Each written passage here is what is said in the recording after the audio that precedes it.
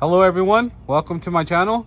Today I'm going to be replacing Serpentine belt on Mercedes ML55 AMG W163 chassis, and I'm going to show you how to replace it. So let's get started. So first step is to open the hood.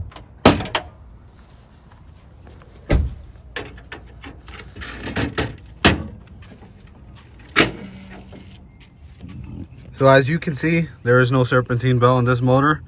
I was driving on the highway when I noticed my battery light came on and my temperature started to rise. So I pulled over and looked underneath the hood. The belt had came off. So now I bought a new one. Here's the part number, which I'll list in the description down below. So the only tools you're going to be needing to put on the Serpentine belt is a 17mm socket and a ratchet to loosen the tension and put on the belt. So I'm going to install the belt, and I'll show you after, when it's installed, how to mount the belt.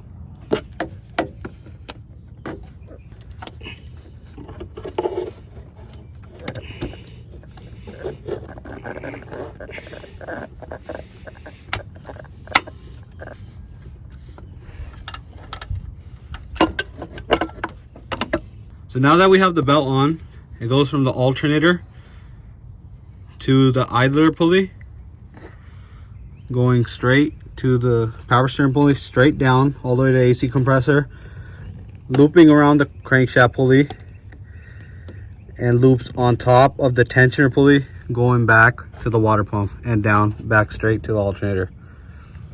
So that's how easy it is to replace your belt on your 163 ML55 AMG. So now I'm going to start it and I'll show you. As you can see, the Serpentine belt is seated correctly and it's working fine.